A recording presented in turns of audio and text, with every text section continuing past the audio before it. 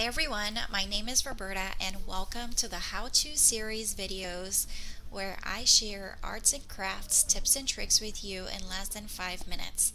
Today I'm really excited to share with you how to make this beautiful wood or MDF covered notebook using the glowforge machine. I would like to give special credit to Brittany for sharing some great tips and tricks that I used throughout this video. Please check out her shop at Tuka's Woodworking on Etsy, where I also bought the notebook cover SVG file that fits perfectly into this $1.89 notebook that you can purchase at Walmart. To make your own notebook, you will need the following materials, and I have added all the links below. I wanted to add this cute bike with flower baskets to the cover of my notebook, but I wanted to engrave a part of the bike and cut out parts of the bike as well so that I could get this see-through effect into the first page.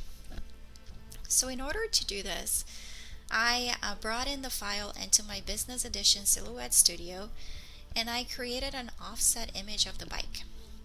I moved the original bike to the side and I right-clicked on the offset image to release the compound path, which then allowed me to work on the individual little pieces of the offset image. I deleted these tiny little pieces because I did not want to cut or engrave them. And once I was happy with what it looked, I grouped the offset image, assigned its own color so that I could assign its own function in the glowforge machine. And then I brought in the original bike to align with the offset image, and I grouped the two of them. And finally, I brought in the notebook SVG file that I had bought from the Tuka's Woodworking Etsy shop, and I grouped everything together and saved it as an SVG file. Once that was done, I uploaded it into my glowforge app, and because each one of the images had its own color, I could choose what I wanted to engrave, score, or cut. And so I chose to engrave the text file and the bike and then cut the little pieces within the bike so I could get the see-through effect. And voila, the glowforge pulled it all together for me as usual. Once that was cut and engraved, I removed the MDF from the glowforge and it had the masking tape, and a trick I learned early on was that you can use Gorilla Tape to remove all the small tiny little pieces. I guess you could do it with your fingers, but it would probably take hours. So highly recommend getting yourself some Gorilla Tape. I then opened each one of the coils on the original notebook and removed the two original covers. And I also wanted to put in a cute first page, so I found this inspired Alice in Wonderland cardstock, and I used the same notebook cover cutting file, the SVG file that I had got from the Tuka's Woodworking shop, to essentially cut this cardstock and make this my first page of the notebook.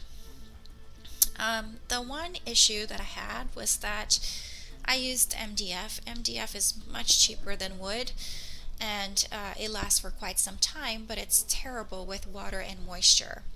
So what I did is I sealed the MDF to last longer, and in order to seal the MDF, I used pure tung oil.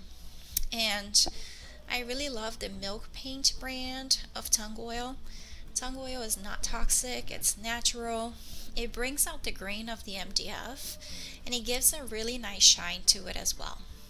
The downside is that it takes a few coats, so you have to do about 3 to 4 tung oil coats, waiting about 30 minutes in between, and it takes about 30 days to cure. Now, usually I put in the tung oil before I cut the MDF on my glowforge. This time around I just did not do that to the MDF, so I'm showing you the whole process. Once the MDF and the tung oil cured, I placed the cover of the new notebook into the old coil, and I used my fingers to close each one of the coils. No cinch machine was needed here. And there you have it, a beautiful personalized notebook using waterproof MDF. So I hope you enjoyed this video. Please don't forget to give it a thumbs up and subscribe to my channel for more. Thank you.